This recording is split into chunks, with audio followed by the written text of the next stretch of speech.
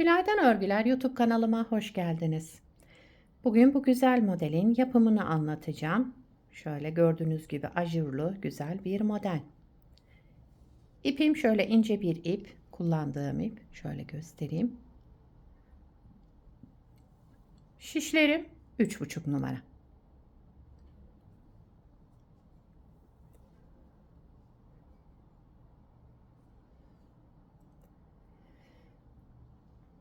Model oldukça güzel ve yapımı kolay. Umarım siz de beğenir, benimle yaparsınız. Dilerseniz yapım aşamalarına geçelim.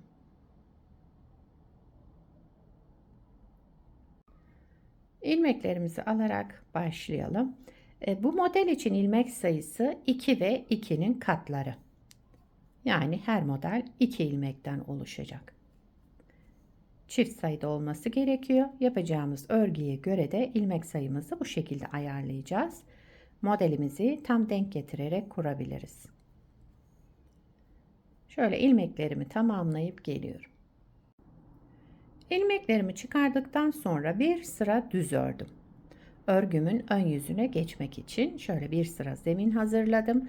Lastik yapmadığım için bu işlemi yaptım. Eğer siz lastik üzerine başlıyorsanız lastiğin ön yüzünden modeli kurmaya başlayabilirsiniz.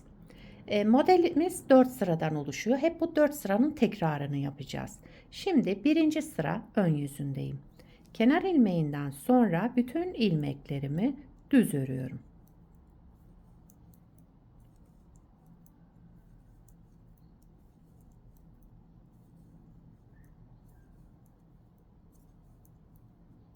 Sıra sonuna kadar ilmeklerimizi düz örerek devam ediyoruz. Kenar ilmeğimi de düz ördüm. Sıramı tamamladım. İkinci sıra arka yüzündeyim. Kenar ilmeğinden sonra bütün ilmeklerimi ters örüyorum.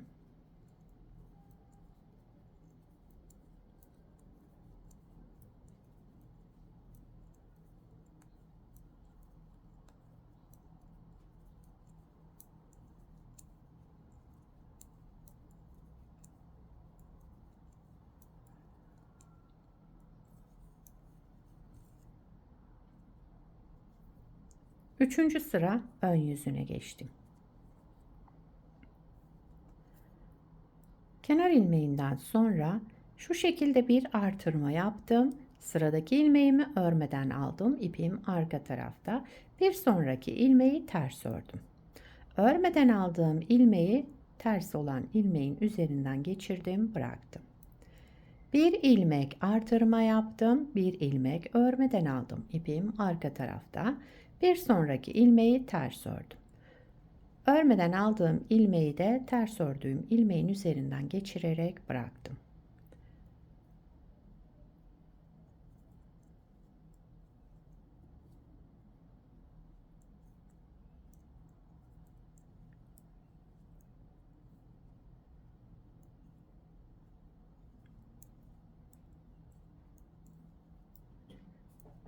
Evet, bir artırma, bir ilmek örmeden alalım. Bir sonraki ilmeği ters örelim. Örmeden aldığımız ilmeği de ters ördüğümüz ilmeğin üzerinden geçirerek bırakalım.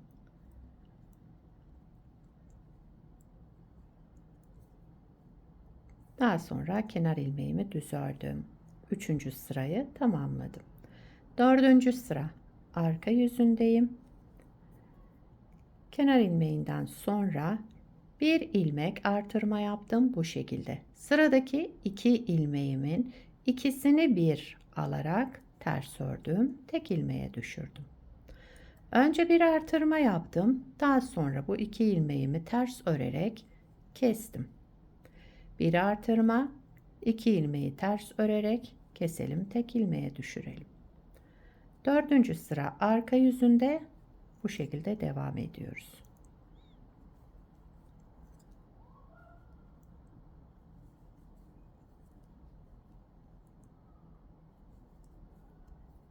Evet, kenar ilmeğimi de düz ördüm. Sıra başında artırma yaparak başlamıştım. Sıra sonunda kesme işleminden sonra kenar ilmeğini ördüm. Burada artırma yapmayalım, buna dikkat edelim. Evet, modeli bir kez kurduk. Bakın, model hep bu 4 sıranın tekrarından oluşacak güzel ve kolay bir model. Bir kez daha kuruyoruz. Birinci sıra ön yüzünde nasıl yaptıysak yine aynı şekilde başlıyorum. Birinci sıra ön yüzündeyim. Kenar ilmeğinden sonra bütün ilmeklerimi düz örerek devam ediyorum.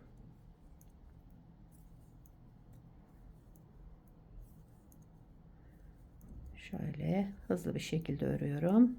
Çünkü ilmeklerimin tamamını düz örüyorum.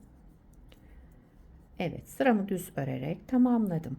İkinci sıra arka yüzündeyim. Kenar ilmeğinden sonra bütün ilmeklerimi ters örüyorum. Sıra sonuna kadar ilmeklerimizi ters örerek tamamlayalım.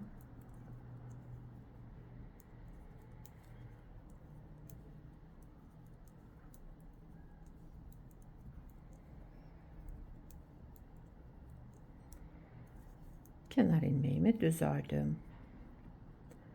Üçüncü sıra ön yüzündeyim.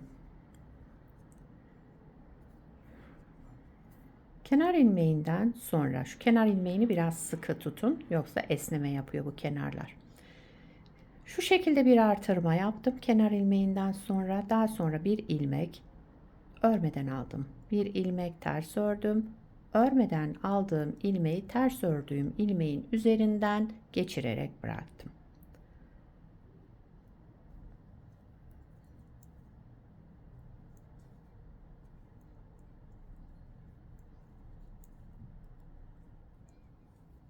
Gördüğünüz gibi model oldukça kolay.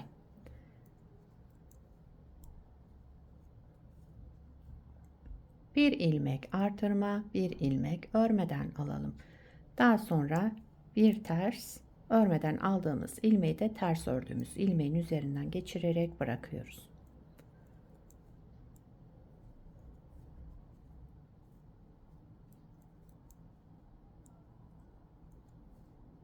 Evet, kenar ilmeğimi de düz ördüm. Burada artırma yapmıyorum.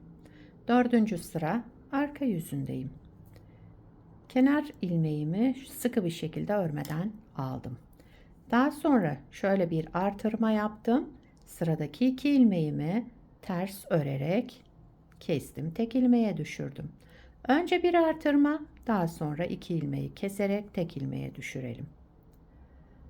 Önce bir artırma, daha sonra iki ilmeği ters örerek keselim.